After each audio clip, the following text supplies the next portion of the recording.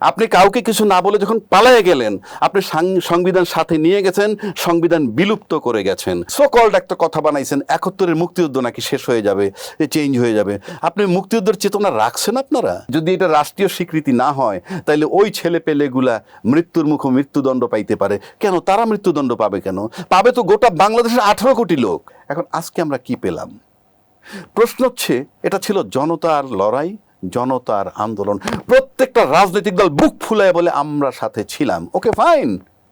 তো সব জনতা যখন আপামর জনতা ছিলেন, জনতার যে দাবি সেটাকে আইনি স্বীকৃতি দিতে, সাংবিধানিক স্বীকৃতি দিতে দ্বিধাদ্বন্দ্ব কেন হচ্ছে আমি তো বুঝি না। এখনো বলা হচ্ছে যে যদি এটা রাষ্ট্রীয় স্বীকৃতি না হয়, তাহলে ওই ছেলে পেলেগুলা মৃত্যুর মুখে মৃত্যুদণ্ড পাইতে পারে। কেন তারা মৃত্যুদণ্ড পাবে? কেন পাবে? তো গোটা বাংলাদেশের ১৮ কোটি লোক। ওই হিসাবে মৃত্যুদণ্ড তো ১৮ কোটি লোকের পাওয়ার কথা। তো আজকে আপনারা যারা বলছেন যে এটা না হইলে এই হবে, তার মানে আপনারা সেফ। মানে যারা যারা স্বীকৃতি নিয়ে এটা নিয়ে গড়িমসি হবে কেন? সো কল্ড একটা কথা বানাইছেন ৭১-এর মুক্তিযুদ্ধ নাকি শেষ হয়ে যাবে, চেঞ্জ হয়ে যাবে। আপনি মুক্তিযুদ্ধের চেতনা রাখছেন আপনারা? আপনি বাংলাদেশের রাজাকার আর মুক্তিযুদ্ধ যদি আপনি ভাগ করেন, আপনি জামাতকে সবসময় রাজাকার বলেছেন। আপনি মুক্তিযুদ্ধের চেতনা বিক্রয়কারী যিনি শেখ হাসিনা, আপনি ৮৬ সালের ৯১ সালে জামাতের সাথে আতাত কইরা উপরের দিকে মই ধরছিলেন না? তখন চেতনা দুর্বল ছিল। না না, চেতনা আপনি রাজাকার যারা বলেন তার সাথে আপনি কেন হয়? আপনি অন্য সবার সাথে আতাত হইতে পারে। তখন চেতনা বিক্রি হয়নি। সেটাই তো বলতেছি। তারপরে ২০০১ সালেও রাজাকারকে সাথে নিয়ে উপর দিকে সিঁড়ি, এবং তারা মন্ত্রণালয় পেয়েছিল বাংলাদেশে। সেই রাজাকারের সাথে আতাত করার পর আপনি মুক্তিযোদ্ধার চেতনা বিক্রি করার আপনি কে?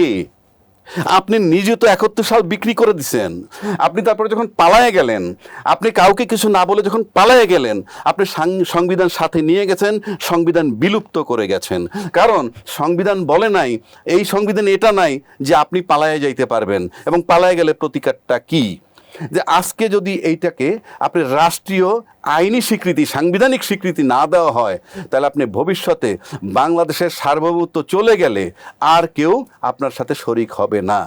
সুতরাং বাংলাদেশের সার্বভৌমত্ব রাখার জন্য, এবং সময় সময়ে প্রয়োজনে এগুলো সবসময় জায়গায় ওঠে না। স্বাধীনতার ৫৩ বছর পর জায়গায় উঠছে, আবার হয়তো ২০ বছর পর, ৫০ বছর পর জায়গায় উঠতে পারে। কিন্তু এটা রাষ্ট্রীয় স্বীকৃতি যদি না দেন, তাহলে আমার দেশ এর সার্বভৌমত্ব রাখা কঠিন হবে। এবং যারা এটার অন্তরায় সৃষ্টি করতেছে, তারা বাংলাদেশের সার্বভৌমত্বে বিশ্বাসী নয়।